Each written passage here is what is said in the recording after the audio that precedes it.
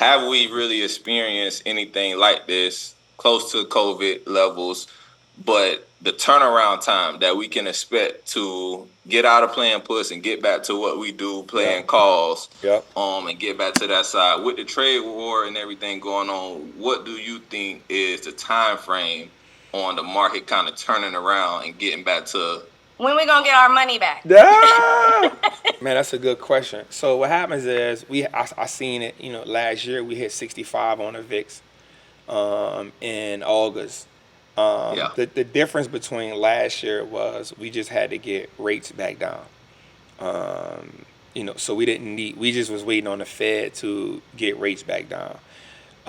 That was tough to get through that for those. I think 6-7 weeks we sat in that for. But then we finished the year banging. You know what I'm saying? That was in kind of like August. September, October, November. We went on a run. We went on a run. So I think that's what happens here. For this one, it's kind of different, and I look at every situation as different because there's always different characteristics involved. So with this one, you got a situation where you got a man that's in office saying he wants, again, to put tariffs on 180 of 195 countries. Personally, when I do homework on tariffs, situations like this never do the thing that the person who does it say it's going to do. It only evokes more turmoil in the markets. And as you can see, China hit us with another 34% on top of what we've done. And so you got to ask yourself, what does that do? That probably puts other countries in a confident state where they say, you know what, we'll do it too. Right. You know what I'm saying? And so then you're now thinking about Europe saying, well, you know what, since y'all want to do that, we'll put something on top of that too, right? And then now you're thinking about Canada. And it's not me trying to produce fear in you. We just got to look at everything that's on the table, right? And so then you got an opportunity where you say Canada might say, you know what, man, we're not taking this. We're going to lash back too. And so now you got to ask yourself, what is our current administration going to do? What is the attitude? What is the energy of our current administration? The current administration is not an administration that backs down, right? So we may be in a situation where he say, hey, let's negotiate and see how we can get to the table. Or we may get in a situation where he say, which we saw him do, threaten to put 200% on somebody else who backlash. I said all of that to say that this can last as long as the people at hands want it to last. Right. You feel what I'm saying? As long as they feel like it needs to go on, that's how long it'll go on. What we need to do is say, okay, it's like I said in the group earlier, shit, who you telling? Like, that thing hit me for 600. You know what I'm saying? So I know what it feels like. But at the same time, I was like, all right, bet.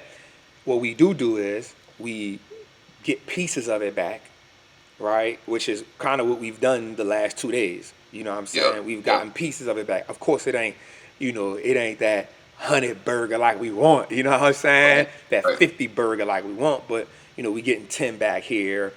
For me, it's 10 here, 15,000 here, 10,000 there. And I'm okay with that because in my mind, it's like, okay, bro, like now, and I'll say it like, okay, now we sitting back on 600,000 cash. I bet. And what I am doing is, I'll be honest with you, I'm not trying to get it all back in these puts. You feel what I'm saying? Like, I'm not going head over heels, 100 grand in a put, right? Like, I'm putting, just to put it out there, like, in my puts, I'm only doing like 25 of them. That may sound like a lot, but I'm used to doing 100 contracts at a time. You know what I'm saying? Like, I'm just, just being completely transparent with y'all. Like, I'm usually doing 75 to 100, 200 contracts at a time, literally.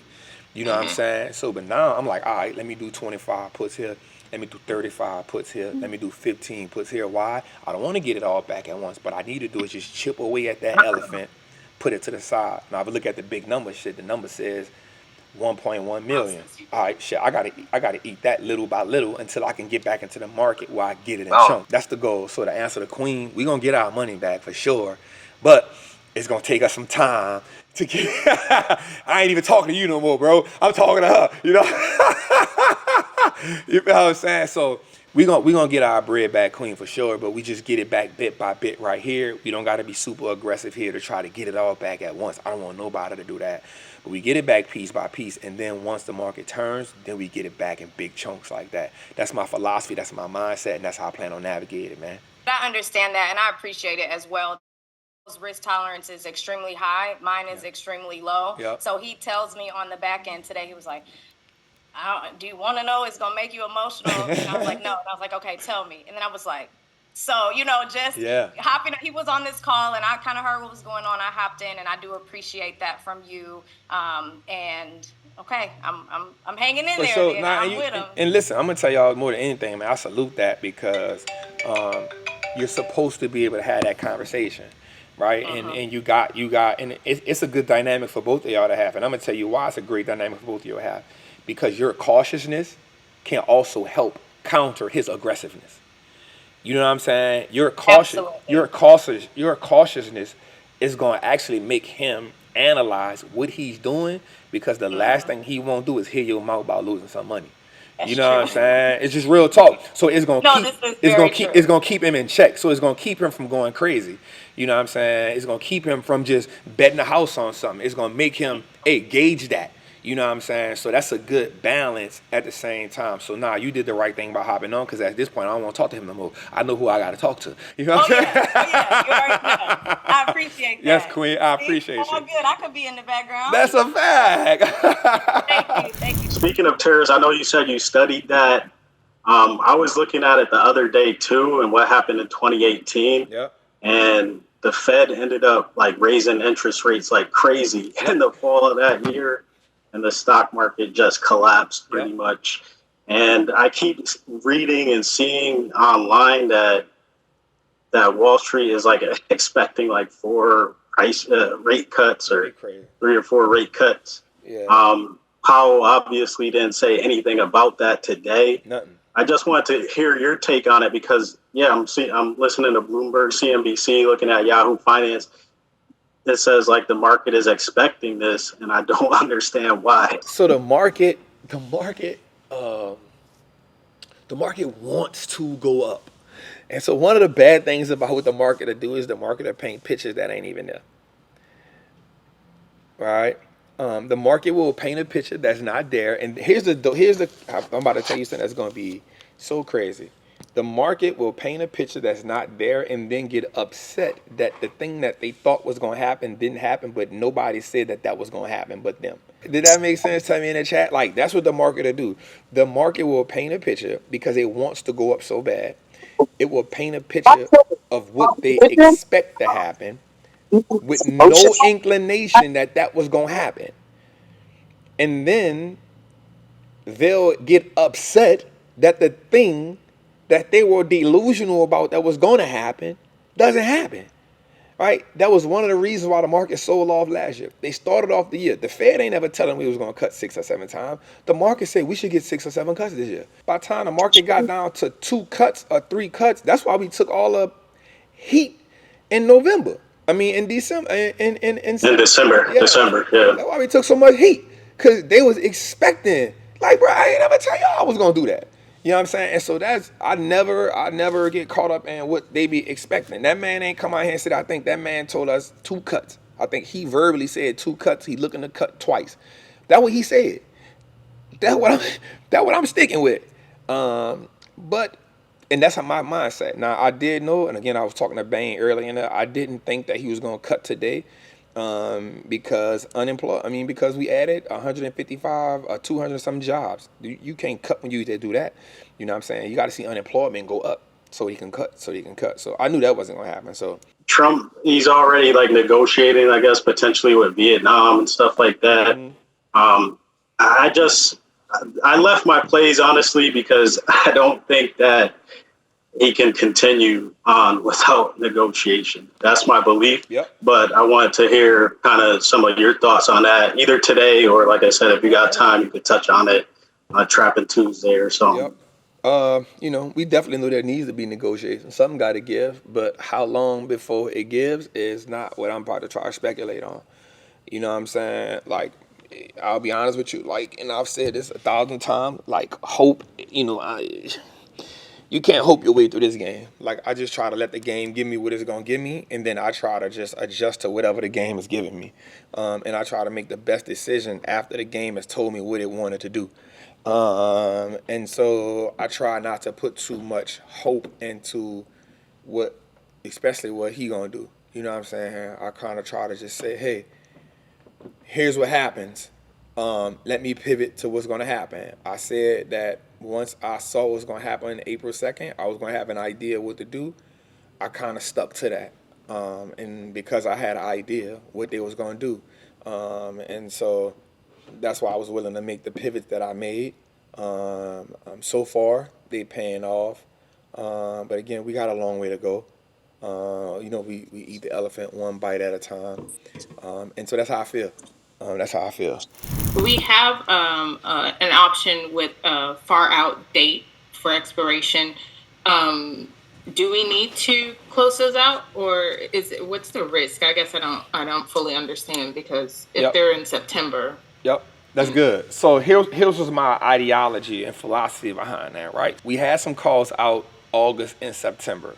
Here was my mindset behind it. The drawdowns that we've been getting have been huge. They've been, like, for instance, we started off yesterday at 2%. We ended the day at 5%. And if I'm looking today, we started the day off and we got in the market. The market was down 3%. We down another 2%. Right? So we talking about 9%, possibly 10% drawdown in 2 days. 10% drawdown in 2 days is at least double, triple that, depending on the Greeks on your option play, and depending on your delta on your option play. And so what my mindset behind that was, why take that big of a drawdown, even though we got to go to September, right? Even though we got to go to October, why take that big of a drawdown, especially in this economic environment? Right now, here's the thing. If it was, let's just say we wasn't in this situation, and I'll give you reasoning, and you don't have to do it. I did it, and I got all the calls because of that. Watch this. Let's say we weren't in this type of economic environment, and we just got a bad report on some economic data that caused the market to be down both days. At no point would I say we need to get out of these plays, right? Mm-hmm. Which is exactly why people who was with me 2023, 2024, they like, Trap, we rolled that out. We didn't switch up. And we didn't, because it was news, right? It was a piece of economic data that needed to change, and that data changed. The difference with the rates was we had a rate that was, the market was putting pressure on those rates, and we needed Jerome Powell to cut rates, right? So when he came on and said, hey, we're going to cut rates these next 2 times, that 10-year got under 5, and hey, we was off to the races. Different scenarios. For this scenario, we're in a scenario where now we have not just our president, we also have other country leaders who are now saying the thing that makes every country move, trade, is being affected by tariffs. And because we have one idea that we are now approaching a trade war.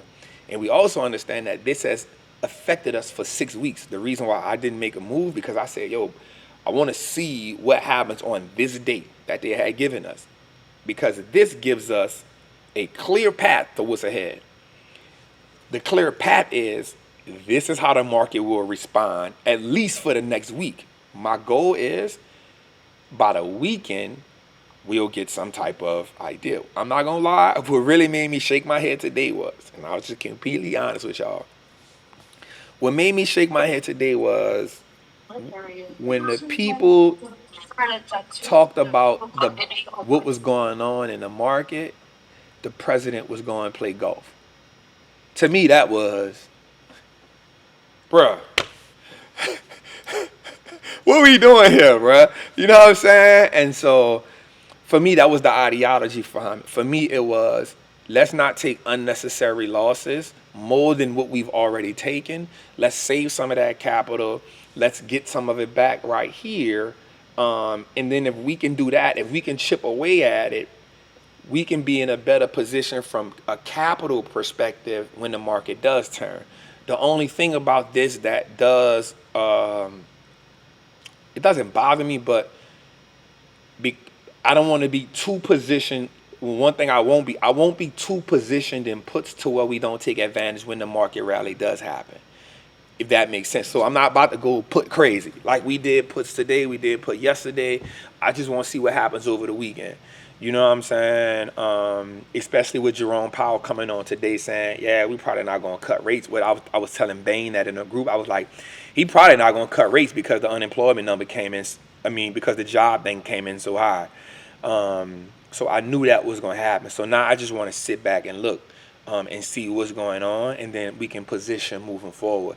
And that's kind of my goal and my perspective behind that, Queen. I just didn't want us to take too much of a drawdown with this environment that we were in. And so I was willing to get out of some of those plays, take that L, try to chip away at it from here. And then once we see the market turn, we go back the way we think we need to go.